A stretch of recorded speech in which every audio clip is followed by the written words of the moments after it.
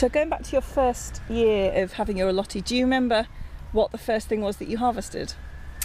Yes, we got the lottie in November and dug it over, and first thing I planted was some broad beans for overwintering. So May rolled around and I had my first crop of broad beans, which was extremely exciting. Did you remember what you did with it, or did you mostly eat them straight? Oh, yeah. I mean, just steamed. One of my favorite dishes of all time is just very simple.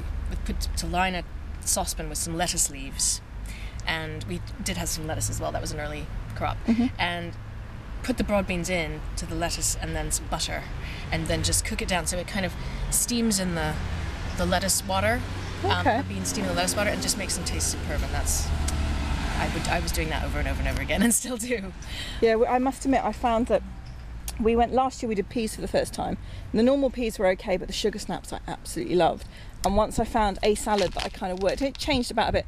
I couldn't really bring myself to do much else with it because it was so good that those that even made it inside we're talking about, because an awful lot of them didn't ever make it into the kitchen, it has to be said. Yeah. I know, I mean, when it tastes that good, it's just gilding the lily to do anything. I mean, I have... one very exciting thing was also asparagus, because we planted some asparagus the first year, but you have to wait 3 years before you can harvest it. Yeah. Have you got asparagus? No. Right. So that... I don't think either of us love it enough. Oh, really? To give that much space for that long to, I think. Right. It is. You have to devote... I mean, mine's just a small patch, but yeah, it's a permanent bed. So I get more excited about the leeks than I do about the asparagus, which is good, because they're easy and they're inexpensive. Yep, pest-free, and they're so versatile. But yeah, the asparagus is good enough to eat raw. I should show you the bed. It's just very small, but I get, at this time of year, I'm getting about, a bunch every 3 days or so. And what's your favourite thing then, that out of all the crops that you grow? Is that even if that's even possible? I think asparagus is right up there, and also artichokes.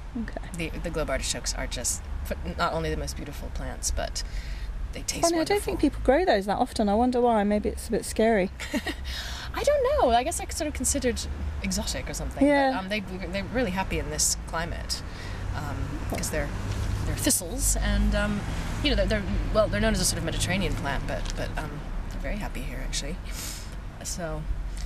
And have you grown stuff that you've actually realised, no, didn't like that, or wasn't worth the effort or the time and decided not to do it again? Yes, I gave up. I tried a couple of years growing celeriac, which is one of my favourite vegetables, but I just wasn't able to. They just came out both times, so much root and leafage, but not actually a bulb of edibleness. So, they would sit in the ground for 7 months or something before they were ready, and then all I would get once I'd taken all of the root and mud away was something like that size, and it just wasn't. So we found that with spring onions and garlic, we just couldn't get anything other than something so small. Yeah, we just didn't have luck with those. Whereas things like, which is odd, because leeks we've had huge success with, but onions and garlic, I don't know whether we did something wrong, but yeah, same thing. It was just like, you're like, oh, that's it for all the nurturing I've given you. That's it. Oh, right. Yeah, I've had pretty good luck actually with garlic and onions. All the alliums, they're wonderful. People. That's another one. Like you said, people say, why grow potatoes? They're so cheap. Same thing about onions. Yeah, but they're so lovely when it works. Yeah, they're delicious, and they also. I love the sight of all those kind of straight green bits, which looks lovely around the plot. And I also, one thing about garlic that I discovered. Well, it's ready when the top bit dies off, and so always I don't always manage to get all of it out of the ground, and so a few months later it starts to re-sprout, and I discovered that it was almost like sort of inventing a new vegetable, basically, because they grow up like spring onions, but they turn sort of purple, and you just harvest those and chop them up into omelets or salad or stir fry, and they taste like spring onion, but like have a mild garlic flavour, which is delicious. So I call them garlic scallions. I've got a few going at the moment, actually.